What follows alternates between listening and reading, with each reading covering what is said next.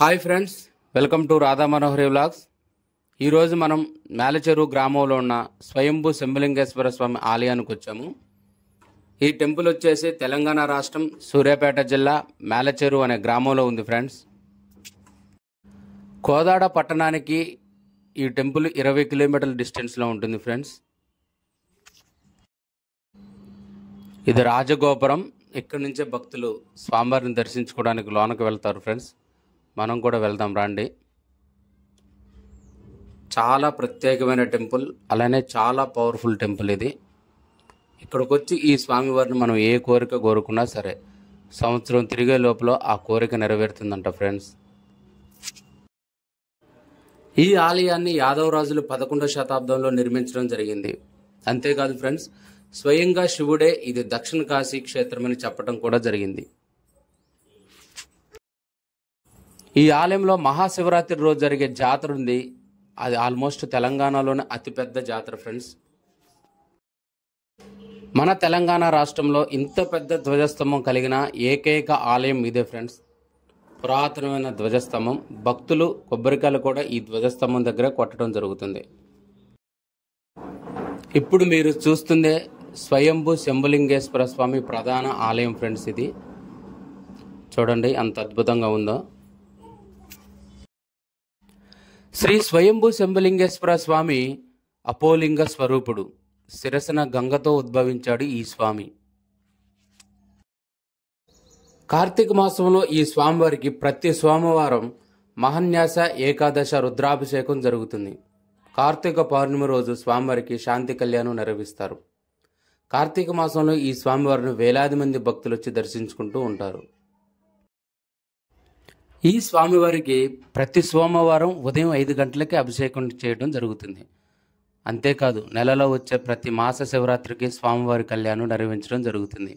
ఈ స్వామివారి వామభాగంలో గంగమ్మ కొలువే ఉండటం వల్ల భక్తులకి ఇక్కడ ఏ కోరిక కోరుకున్నా సరే అది నెరవేరుతుందంట. ఈ ఆలయంలో ఉన్న మరో ప్రత్యేకత స్వామివారికి చేసే అలంకరణ. మొదట ఈ స్వామివారికి 3 బొట్లు పెట్టేంత స్థలమే ఉండేది. కానీ ఇప్పుడు 6 బొట్లు పెట్టేంత స్థలం ఉంది. అంటే స్వామివారు పెరిగారని అర్థం. అంతేకాదు ఫ్రెండ్స్, ఈ స్వామివారికి అలంకరణ చేసేటప్పుడు పెట్టే మొదట బొట్టులో ఆ రాహుకేతులను చిత్రిస్తారు. అందుకే ఈ స్వామివారి అభిషేకంలో పాల్గొని స్వామివారిని దర్శించుకోవటం వల్ల రాహుకేతు దోషాలు తొలగిపోతాయంట. భారతదేశంలో ఎక్కడా లేని విధంగా ఇక్కడ స్వామివారు ఉన్న పానమట్టం 2 భాగాలుగా కనిపిస్తుంది. అంటే స్వామివారు ప్రతిరోజు పెరుగుతున్నారని అర్థం. అంతేకాదు ఫ్రెండ్స్, స్వామివారి శిరస్సు పైన ఒక బిలం ఉంటుంది. 3 వేళ్ళు పట్టే అంత బిలం. ఆ బిలంలో నిరంతరం గంగాజలం ఊరుతూ ఉంటుంది. ఆ గంగాజలాన్ని తీసుకొచ్చి భక్తుల పైన చల్లుతారు. అలా చల్లటం వల్ల గ్రహశాంతి జరుగుతుందంట. ఈ స్వయంభూ శంభులింగేశ్వర స్వామి లింగాకారం అర్ధనారీశ్వర తత్వానికి ప్రతీక. లింగాకారం ముందు భాగంలో ఆ దేవాది దేవుడైన మహాదేవుడు దర్శనమిస్తుంటే ఆ లింగానికి వెనక భాగంలో జడ రూపంలో ఆదిశక్తి కొలువై ఉంటుంది ఫ్రెండ్స్. అందుకే దీన్ని అర్ధనారీశ్వర లింగం అని కూడా అంటారు. ఈ స్వామివారి అభిషేకంలో పాల్గొని స్వామివారిని మనం సంతానం కోసం మొక్కుకుంటే తక్షణమే ఆ కోరిక నెరవేరుతుందంట ఫ్రెండ్స్. అందుకే ఈ ఊరిలో మొత్తం జనాభాలో దగ్గర 40% మంది ప్రజల పేర్లు శంభయ్య, శంభమ్మ అనే పేర్లే ఉంటాయి. అంత పవర్ఫుల్ ఈ స్వామివారు.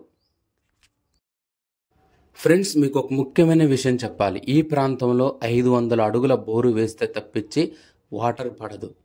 కానీ 3 అడుగుల హైట్లో ఉన్న ఈ శివలింగం పైన 24 గంటలు గంగాజలం ఊరుతూనే ఉంటుంది. అభిషేకం అనంతరం పూజారులు వచ్చిన భక్తులకి ఈ స్వామివారిలో ఉన్న విశేషాన్ని అద్దంలో చూపిస్తూ ఉంటారు. మీకు ఇప్పుడు అది క్లియర్గా వీడియోలో కూడా చూపిస్తాను. చూడండి ఫ్రెండ్స్, అద్దంలో మనకి ఇప్పుడు కనిపించేదే స్వామివారి శిరస్సుపై ఉన్న బెలం. ఆ బెలంలో నిరంతరం వాటర్ ఊరుతూనే ఉంటుంది. 3 అంగళాల లోతు ఉంటుందంట ఆ బెలం ఫ్రెండ్స్. అంతేకాదు ఫ్రెండ్స్, స్వామివారి వెనక భాగంలో లింగాహారానికి అమ్మవారి జడ కనిపిస్తుంది. చూడండి ఫ్రెండ్స్.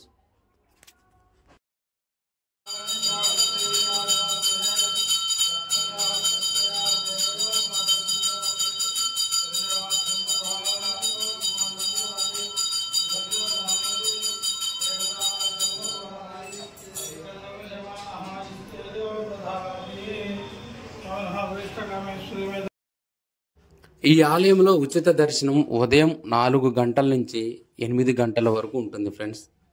ఇప్పుడు మీరు చూస్తుంది గర్భాలయానికి ఎదురుగున్న ముఖమండపాన్ని. చూడండి ఫ్రెండ్స్ ఎంత అద్భుతంగా ఉందో. అంతేకాదు ఫ్రెండ్స్, ఈ ఆలయంలో మనం చెప్పుకోవాల్సిన ఇంకొక విషయం ఏంటంటే మహానంది స్వరూపం. గర్భాలయానికి ఎదురుగా స్వామివారిని చూస్తూ స్వామివారు ఎప్పుడు పిలుస్తా అప్పుడు ఒక ఉదుటిన లేవటానికి సిద్ధంగా ఉన్న మహానంది మనకు కనిపిస్తూ ఉంటాడు ఫ్రెండ్స్.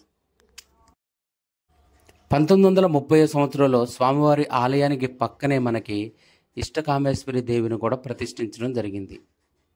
చూడండి ఫ్రెండ్స్, ఇష్టకామేశ్వరి దేవి అమ్మవారిని మీకు క్లియర్గా చూపిస్తాను. చూడండి ఎంత అద్భుతంగా ఉందో. భక్తుల కోరిన కోరికలు తీరుస్తూ కొంగు బంగారమై విలసిల్లుతుంది ఈ అమ్మవారు.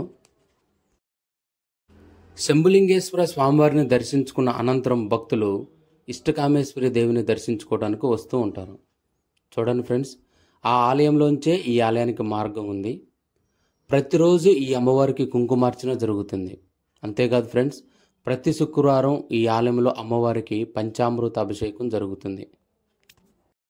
శ్రీ స్వయంభూ శంభులింగేశ్వర స్వామి ఇష్టకామేశ్వరి దేవిని మనం మనస్ఫూర్తిగా నమ్మి ఏదైనా ధర్మబద్ధమైన కోరికను మొక్కుకుంటే సంవత్సరం తిరిగే లోపల ఆ కోరికను తీరుస్తారంట అమ్మా నాన్న. అంత పవర్ఫుల్ టెంపుల్ ఇది. మీరు ఇప్పుడు చూస్తున్న ఈ నాగమయ్య 1100 సంవత్సరాల క్రితం నాటి నాగమయ్య. ఈ స్వామిని సుబ్రహ్మణ్యేశ్వర స్వామిగా వ్యవహరిస్తుంటారు. భారతదేశంలో ఎక్కడా లేని విధంగా ఇక్కడ రాహుకేతువులకి ఉపాలయాలు ఉన్నాయి. అంతేకాదు ఫ్రెండ్స్, రాహుకేతువులు ఇద్దరు కూడా వారి వారి భార్యలతో ఇక్కడ దర్శనమిస్తూ ఉంటారు భక్తులకి. మీరిప్పుడు చూస్తుంది కరాలాదేవి సమేత రాహుని. ఈ పక్కనే మనకి కేతువు కనిపిస్తాడు తన భార్యతో. అది కూడా చూపిస్తాను చూడండి. మీరు ఇప్పుడు చూస్తుంది చిత్రలేఖాదేవి సమేత కేతువుని. ఈ ఆలయంలో రాహుకేతు పూజ చేయించుకుంటే తిరుగుండదు ఫ్రెండ్స్. అందుకే వేలాది మంది వందలాది మంది వచ్చి ఇక్కడ రాహుకేతు శాంతి పూజ చేయించుకుంటారు. కళ్యాణం జరగకుండా ఇబ్బంది పడే ఎవరైనా సరే ఇక్కడ రాహుకేతు శాంతి పూజ చేయించుకుంటే వెంటనే కళ్యాణం జరుగుతుంది. ఇప్పుడు మీరు చూస్తున్న ఈ నాగశిలలు 1100 సంవత్సరాల క్రితం నాటివి ఫ్రెండ్స్. ఇక్కడ భారీ ఆదిశేషుడు విగ్రహం కూడా ఉంది. చూడండి, ఇప్పుడు మీకు చూపిస్తాను. ఇక్కడ ఈ స్వామివారిని అందరూ నాగన్న నాగన్న అని పిలవడం జరుగుతుంది ఫ్రెండ్స్, ఆదిశేషుడు అయిన.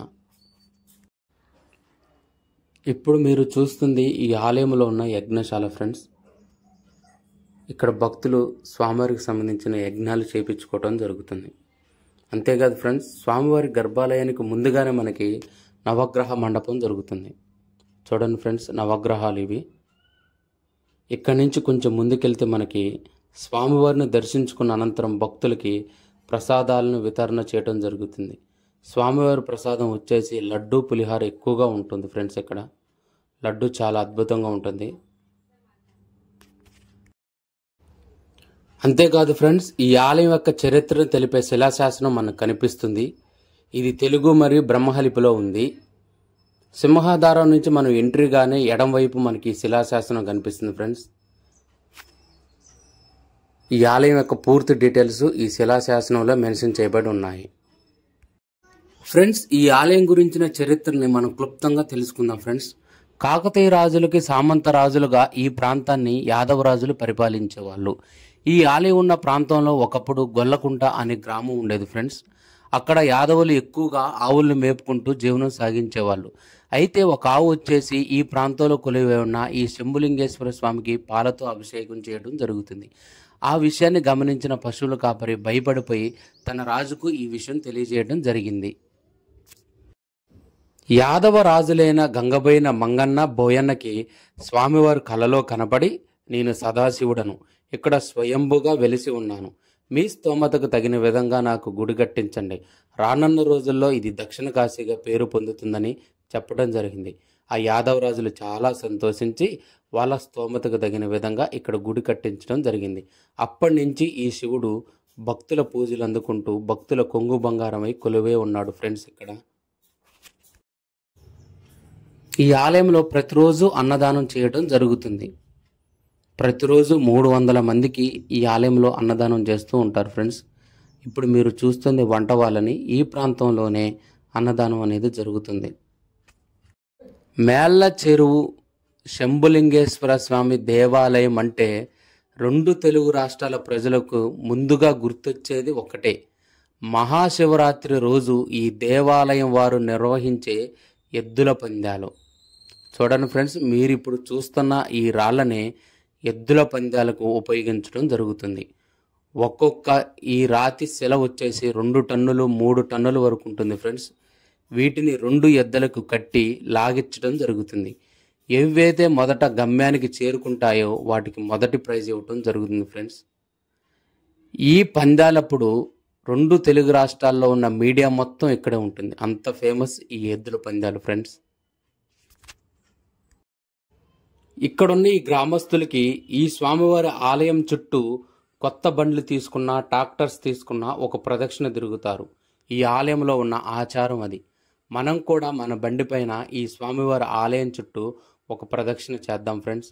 ఈ ఆలయం మొత్తం 4 ప్రధాన రాజగోపురాలతో కూడింది ఫ్రెండ్స్. ప్రతి దిక్కుకి ఒక గోపురం ఉంటుంది.